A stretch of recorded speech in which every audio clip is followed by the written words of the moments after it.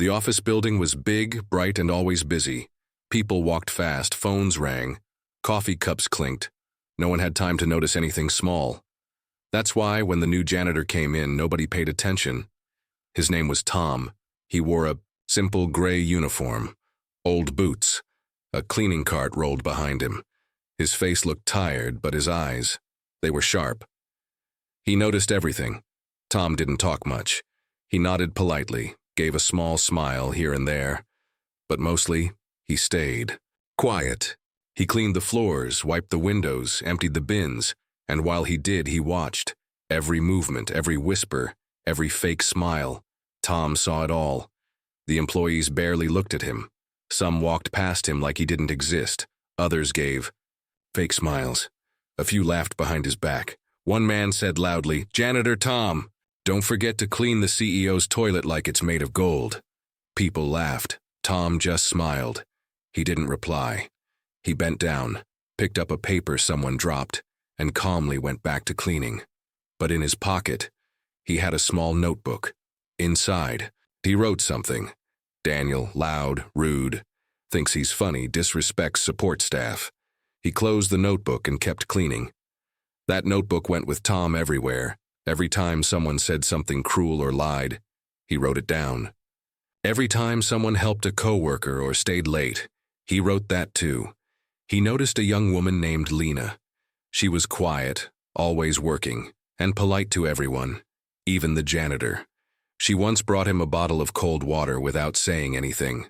Tom opened his notebook and wrote, "Lena, kind, focused, no one notices her.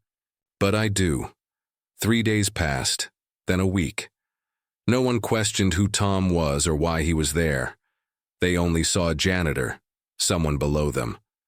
But Tom had been watching for 10 full days now, and what he saw surprised him. Some people were honest. Some were lazy, a few were fake, and 1 or 2 were dangerous. One morning, Tom entered the office earlier than usual. It was still dark. The staff hadn't arrived yet. He walked to the supply closet where no cameras were installed. Quietly, he opened his cleaning cart. Inside, next to the mop and towels, was a tiny recording device. He turned it on, then he sat in a chair and looked. Around the quiet office, he whispered to himself, "Let's see what they do today." By 9 a.m., the office was full of noise again. Tom stood in the hallway, mopping slowly as people rushed past. No one noticed him. But he noticed everything. A man printed papers with someone else's name on them.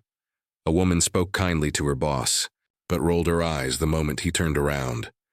Someone hid leftover lunch in the storage drawer and blamed it on the interns. Tom wrote it all down. During lunch break, a small group gathered near the coffee machine. They didn't see Tom standing around the corner quietly wiping the glass. "That CEO is clueless," said one man, laughing. "He probably thinks we work so hard." Another replied, "As long as I get my bonus, I don't care if the place burns down." Tom stood still. His eyes didn't blink. He held his mop tight. Later that evening, as the office emptied, Tom stayed back. He cleaned the desks one by one. Some had personal photos. Some had candy wrappers. One had a note that said, "Don't forget, fake numbers for Friday."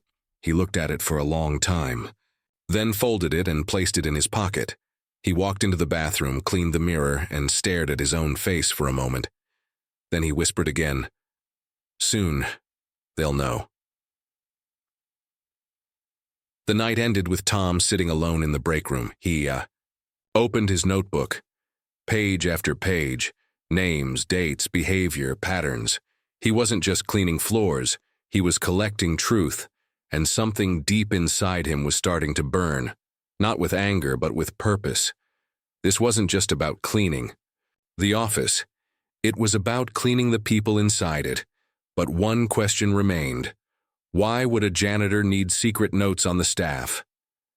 And more importantly, who was Tom, really?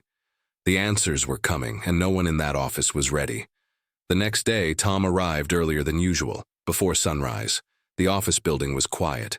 Empty chairs, sleeping computers, cold air. But Tom wasn't here to clean this time. He went straight to the supply closet at the back of the building. It was small, dusty, and no one ever came there, not even the other janitors. It had a locked door, and inside only brooms, buckets, mops, and chemicals. Tom had made sure of that. He reached into his cart, opened a small hidden compartment, and pulled out a tiny black box. It was a hidden camera, no larger than a matchbox. He looked around. No one was watching.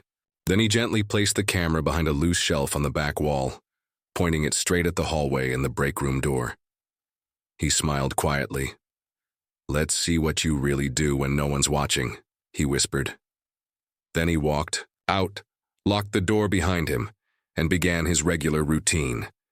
As the day went on, the office filled with people, the same laughter, the same footsteps, the same fake smiles. Tom was invisible again. He swept the floor. He cleaned the glass. He mopped the entryway. But behind his calm face, his mind was watching everything, and so was the camera. During lunch, he stayed close to the break room. It didn't take long before he heard voices. "I told you, just change the numbers on the client file," said one voice. "Are you sure he won't find out?" asked another. Tom quietly stepped back into the hallway, pretending to polish a doorknob, but his ears were listening carefully. "He doesn't even know what we do. He's never here. That CEO, he just signs checks." They all laughed. Tom didn't. Smile. He looked down at the floor. His reflection stared back at him in the clean glass surface. He wrote in his notebook again. Break room, 1:07 p.m. Staff planning data change. Names, Rick, Jason, Tanya. Later in the afternoon, he saw something that made his jaw tighten. Lena, the quiet, hard-working girl, was sitting at her desk, focused on her work. Suddenly, her manager, Mr. Eric, walked over and slammed a file on her desk. "These numbers are wrong again," he barked. Lena looked confused. "But I double-checked those myself." "I don't care. Fix it," he snapped, loud enough for others to hear. "You're lucky you're still here." Tom stood behind a plant near the hallway, quietly watching. After the manager left, Lena wiped her eyes, took a deep breath, and kept working. Tom's hand slowly opened the notebook again. Lena being targeted. No support. Manager aggressive. Will investigate further. He closed the book. His eyes were no longer just observing. They were calculating. That evening, the office emptied out. Tom returned to the mop closet and locked himself inside. He sat on a stool, pulled out the camera, and connected it to his old laptop. The screen flickered. Then came sound and images from earlier that day, clear as day. Tom watched the recording of the break room again. He zoomed in. Tanya was holding a paper. Jason pointed at it. Rick laughed and mimicked the CEO's voice. "They're changing official numbers," Tom whispered. He paused the video, took a screenshot, and saved it. Then he rewound. He saw Lena at her desk. She looked tired, but honest. She never raised her voice, never cheated, never lied. He shook his head slowly. "These people," he said to himself, "they think no one's watching." He clicked save on the video file and closed the laptop. Then he stared at the wall for a long time. Later that night, Tom opened his notebook again. He drew a small circle around 4 names. He tapped his pen slowly on the paper. Then, in big capital letters, he wrote, "Phase 2, start recording conversations." He tore the page out, folded it, and placed it in his coat. The next morning, Tom came in early once again. But this time, he had something in his coat pocket. A second device. A voice recorder. He placed it inside the trash bin near the main conference room right before the morning meeting began. Then he walked to the hallway and waited. The meeting started. The doors closed. Tom looked around, then slowly walked away. But in his mind, he was already hearing what they were saying. And if his guess was right, someone in that room was planning something big. He ended his shift quietly that day. But the notebook was full. His laptop now had names, faces, and proof. The janitor was no longer just a cleaner. He was becoming a shadow in the building, one who knew the truth behind the fake handshakes and smiling faces. And no one, not even the boldest manager, had any idea what was coming next. But one question grew stronger now. If the janitor knew so much, who was he really? And why was he watching with the patience of a man who had been planning something for a long, long time? The office was full by 9 a.m. Phones rang, keyboards clicked, coffee steamed in the break room, and once again, the janitor moved quietly through it all. Tom had been in the building for over an hour already. He didn't carry just a mop anymore. He carried secrets. Inside the trash bin near the conference room, his voice recorder was running, the same one he had placed early that morning. Now, he waited. He stood near the janitor's closet, acting busy, wiping a window that didn't need cleaning, but his eyes were on the conference door. Inside, the managers had gathered. Eric, the loud one, Susan, the numbers-obsessed supervisor, and a few others Tom had watched for days. The room was closed, but not to him. Later that day, when the meeting was over and the office was quiet again, Tom retrieved the recorder. He went back to the supply closet and locked the door behind him. He placed the device on the desk, hit play, and leaned back against the wall. The audio crackled. Then came the voices. Eric's voice. "Look, the CEO hasn't been around for months. If we push just a few of the bonuses back, no one will notice." Susan replied, "That's stealing. You realize that, right?" Eric laughed coldly. "It's not stealing if the money stays in the company. Besides, Then another voice added, "And the janitor? That guy doesn't even speak unless he's asked to. He probably doesn't understand English." Laughter echoed in the room. Tom's hands curled into fists. He hit pause. The next day, Tom followed. Lena again. She was quiet as always, but now he noticed her looking over her shoulder more often. She looked nervous. Tom waited for the right moment. Then as she stood near the copy machine alone, he walked over slowly and whispered, "You work hard, don't you?" She looked up, surprised. I try to." Tom nodded. "I see everything. Just keep doing your best." Then he walked away before she could ask anything else. Lena stood there, confused. No one ever noticed her, especially not a janitor, but Tom had noticed everything. That night, Tom reviewed all the notes: lies, bullying, missing money, abused staff. His notebook was now full of facts, cold, written truth. But it was more than that. It was evidence. Pulled out his phone, a private number, a message waiting.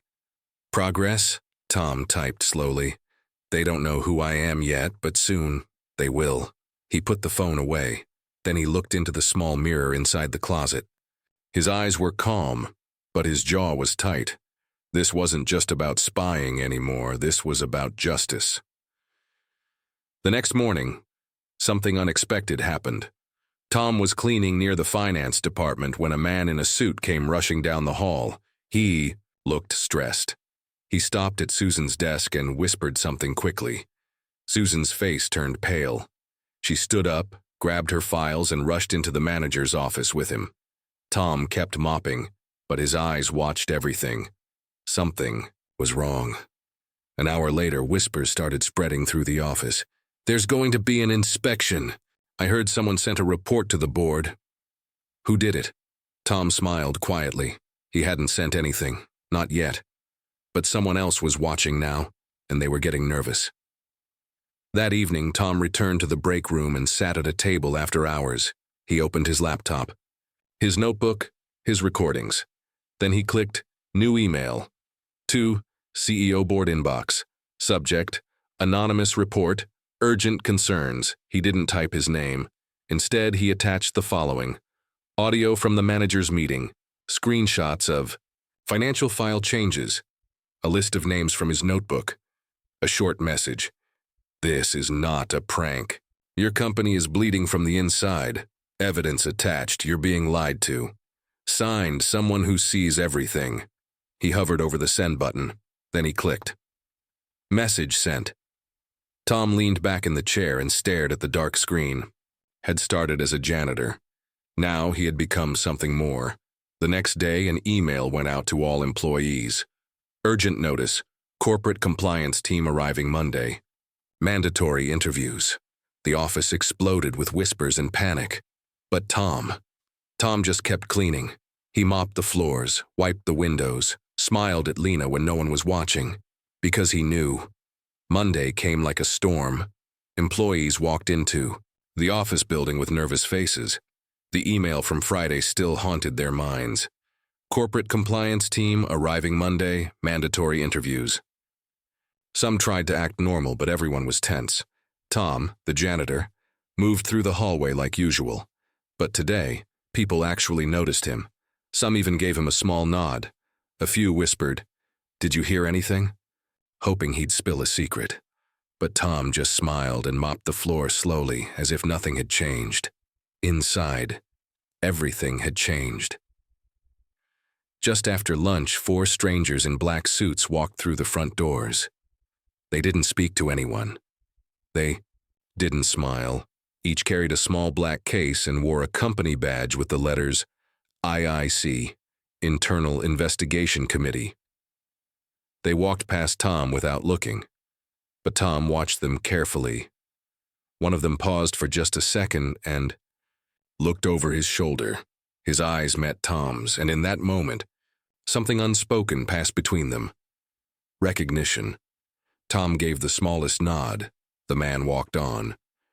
While the investigators were busy setting up interviews in the conference room, Tom took a different path. He had always known this building had secrets. But today, he planned to find one. He walked down the hallway, past the finance department, past HR. Then he stopped at a door that had always been locked. There was no sign on it, no label, just a blank silver plate and a keycard lock. Tom looked around. No one was watching. He reached into his pocket and pulled out something he hadn't used before, a master override card. He swiped it. The door clicked open. Inside, the room was cold and dark. Tom flicked on the light. What he saw made him stop. It wasn't just an office. It was a private control room. There were security feeds, live camera footage, and file cabinets labeled with strange codes.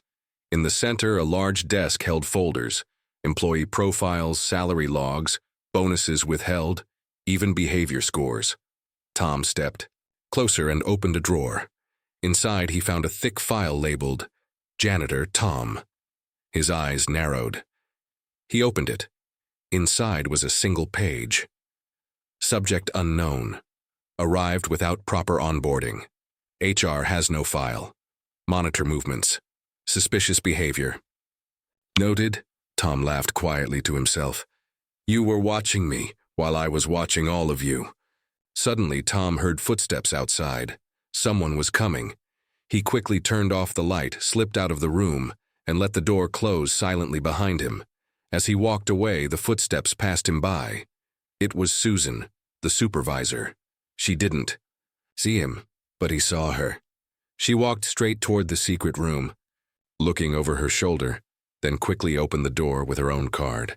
Tom didn't stop walking, but now he knew the truth. Susan was more involved than anyone had guessed. Back upstairs, the interviews had begun. Employees were being called. One by one, Eric came out of the room looking pale. Lena was called next. She looked frightened as she walked in. But 30 minutes later, she walked out with her head a little higher. Tom caught her glance. She gave him a faint smile. He nodded back. No one knew that Tom had written Lena's name on his report as one of the honest workers. That evening, after the building emptied, Tom sat in the break room once again. He opened his notebook and added a new page. Secret room, monitored by Susan, contains employee data, possibly illegal files. File on me discovered.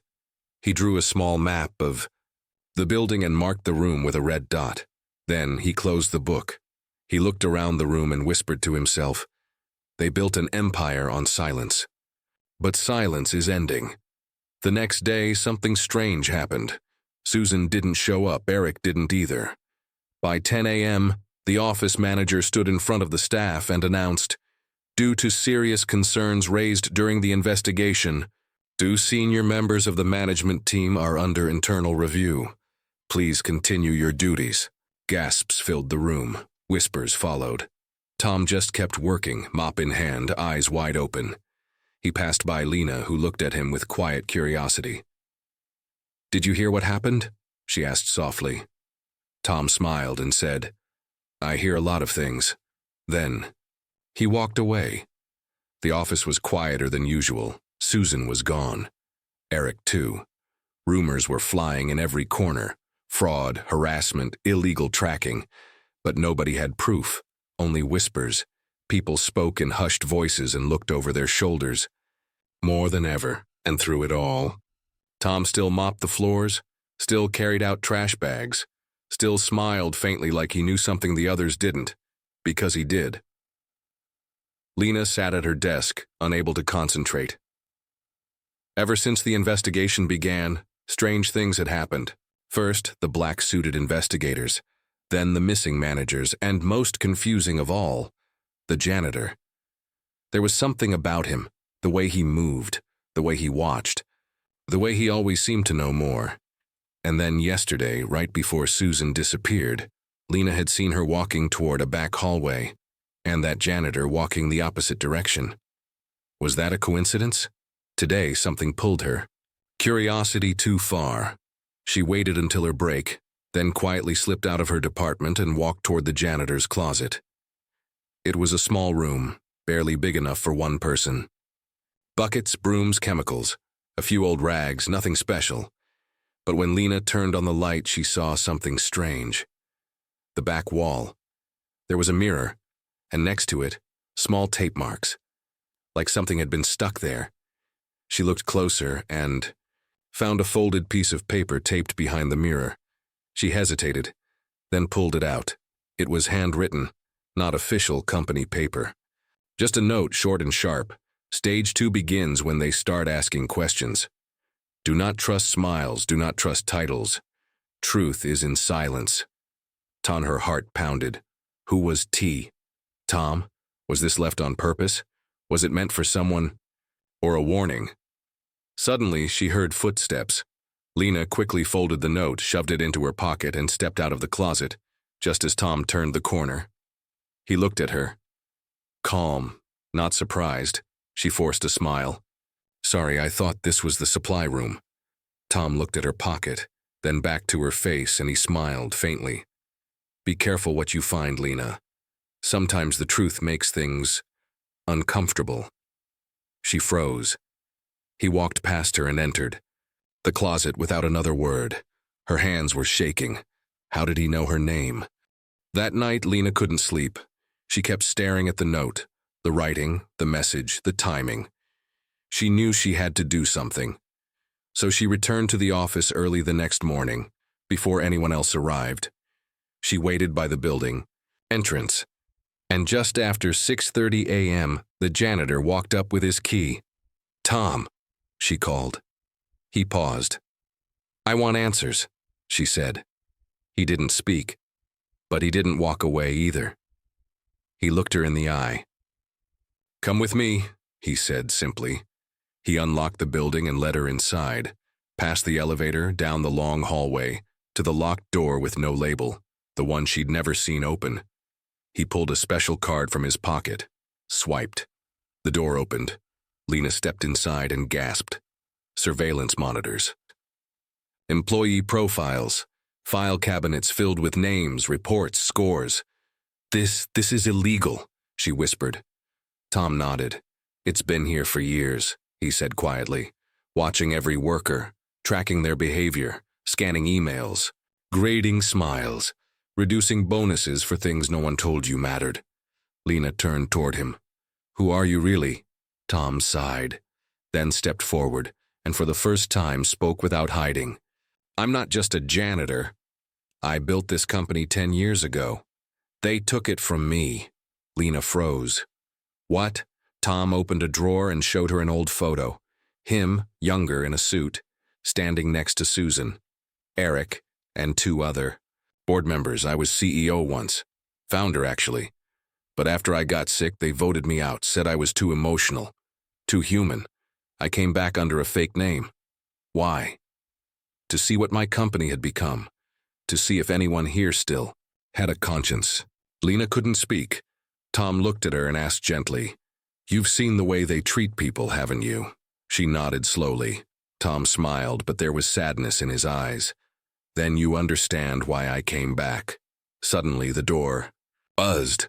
An alarm flashed on the monitor. Unauthorized access attempt, executive server room. Tom looked at Lena. They found out someone's in here, we need to move. He reached into the cabinet and pulled out a second file. A copy, handed it to Lena. This is the evidence. Take it. Don't give it to HR. Don't show the mom board. You give this only to the one person I trust left in this company. Who? She asked. He whispered a name in her ear. Her eyes widened. You think he'll believe me? Tom smiled. He won't have a choice. As they left the hidden room, Tom wiped the doorknob clean. No fingerprints, no trace. Lena held the file close to her chest, heart racing. For the first time she realized this wasn't just about corruption.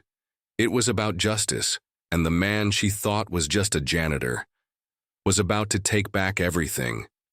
The office buzzed with nervous energy. Everyone could feel it. Something was building, something big. 2 managers were missing. 3 more had been called into sudden meetings, and the janitor, still there, still sweeping floors like nothing had changed. But Lena knew the truth now. Tom wasn't just a janitor. He was the founder, the real owner, and he was about to take his company back. That morning, Tom followed his usual path, hallways, restrooms, break rooms, but his eyes were sharp, watching. He knew the board was meeting today. A secret emergency session, called by Eric's assistant after his disappearance. They wanted to contain the chaos, as they called it. But Tom had another plan. He'd planted the seed days ago, and now the trap was almost ready.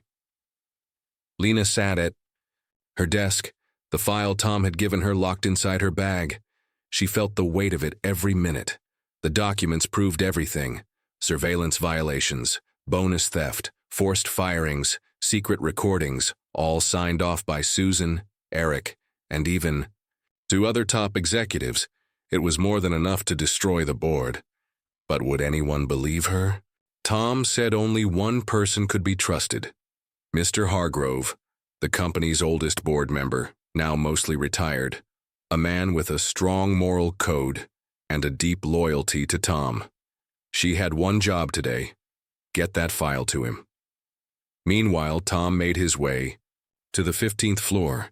He entered the executive lounge with his mop and bucket, just another cleaner in a gray uniform. But he wasn't cleaning. He was setting up.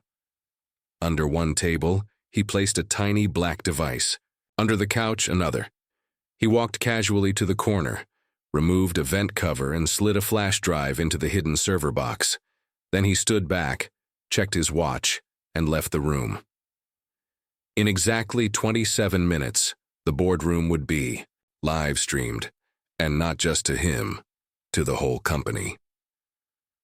Downstairs, Lena finally reached the private elevator to the top floor. Security tried to stop her. She wasn't on the list for the board meeting, but she gave them the name Tom whispered. To her, Mr. Hargrove asked to see me. I have something urgent. One guard stepped away and made a call. Moments later, the elevator door opened. Mr. Hargrove himself stood inside, old, quiet, but with eyes that still missed nothing. You're Lena? He asked. Yes, sir. He nodded slowly. Come and speak. Carefully, they're all waiting. Inside the boardroom, 10 executives sat around the long table. Susan was gone. Eric too, but the others were angry and afraid. They knew something was happening. Whispers of spies, secrets leaking, trust breaking, and now this girl, an assistant from the 3rd floor, was standing at the head of the table next to Hargrove, holding a black folder. What is this? One of them demanded. Some kind of stunt? Lena took a deep breath and began to speak. She told them everything, what she'd seen, what she'd found, and most of all, who Tom really was. Some laughed, some shouted. One even threatened her. But Hargrove stayed calm. He opened the folder and read the first few pages. His face changed. He read more, then more. When he looked up, the room was silent. This is serious, he said quietly. These signatures, these approval, they're all real. But who gave her that? One woman asked nervously. Suddenly, the giant monitor on the wall lit up. A video feed began to play. It was the executive lounge, live. The camera view shifted. Tom walked into the lounge. He wasn't holding a mop now. He was holding another file, and he was looking directly into the camera. The boardroom froze. Tom began to speak. "Good morning, everyone. I see you're all watching. Let's not waste time. 10 years ago, you took this company from me, said I wasn't fit to lead. But I've spent the past 2 years among the people you ignore. And what I saw broke my heart." The room was dead silent. He pulled out photos of employees mocked, of bonuses stolen, of emails monitored. "This is the truth of what you built. And now the real company will see it too. Because this isn't just streaming to you. This is live across every screen in the building." Gasps echoed. On every floor, every computer monitor. Lit up with Tom's face. The break room, the design studio, the tech lab, even the lobby. Everyone was watching. Everyone was hearing the truth. If you ever wondered whether your voice mattered, if you ever felt like just another number, know this: I see you, and soon things will change. Back in the boardroom, chaos erupted. Some executives stood yelling for IT. Others ran for their phones. But Hargrove stayed seated, arms folded. He looked at Lena and smiled. "You were brave," he said. "The company owes you." Then he picked up the phone. "Security," he said calmly. "Please escort board members Chambers, Ross, and Lynn out of the building." He hung up and looked at the others. "You're all under review." Tom's voice echoed one last time from the monitor. "Justice isn't always loud. Sometimes it wears a janitor's uniform."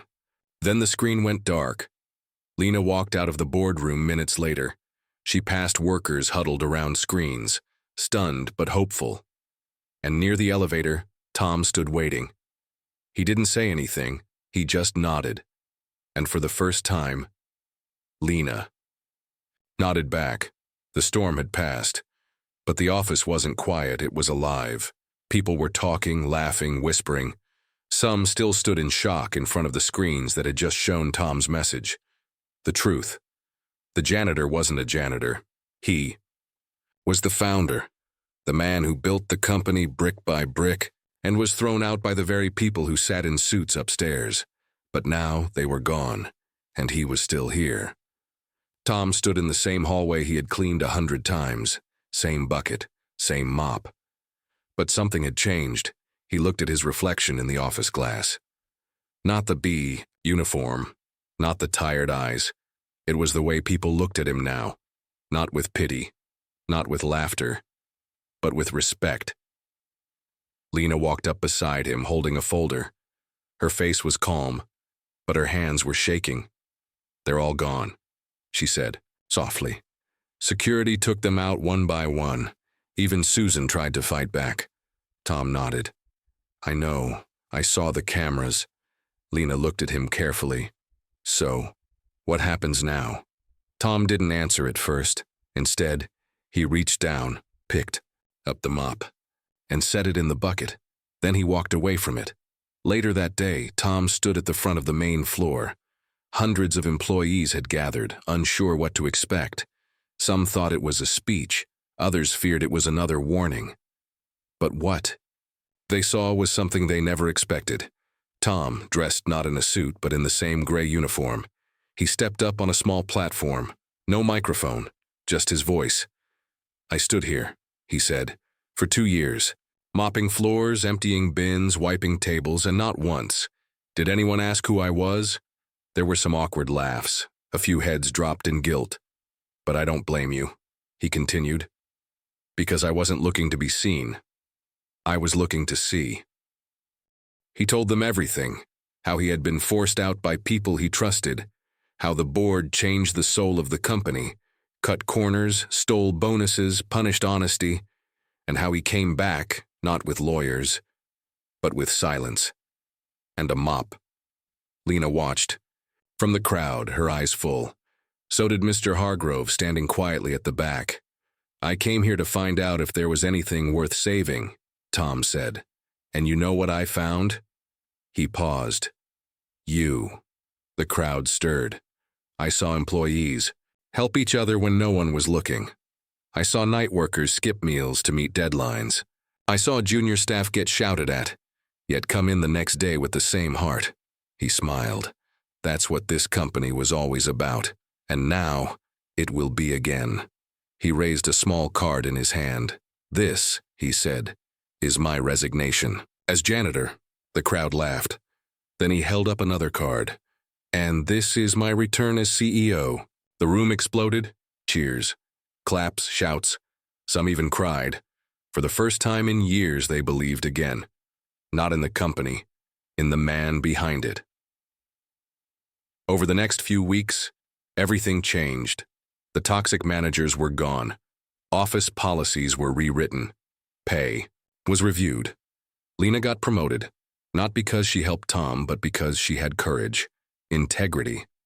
And one afternoon, as Tom passed her office, she waved him in. I found something, she said, grinning. You might want to see this. On her screen was a message from an old employee, a janitor, one of the real ones. I just wanted to say thank you, it read. You reminded us that no job is small, that kindness matters, that leaders don't always wear suits. Tom smiled deeply. Before he left that day, he returned to the janitor's closet one last time. Inside was the uniform, the bucket, the mop. He stood there for a long time. Then he picked up the badge he wore every day for 2 years. Tom, maintenance. He placed it carefully on the shelf and walked out. As he passed through the lobby, one of the young interns looked up and said, Sir, why did you really do it? Why go through all that? Tom paused at the door. He looked back and simply said, Because sometimes, to fix what's broken, you have to become invisible. And with that, he walked out into the light.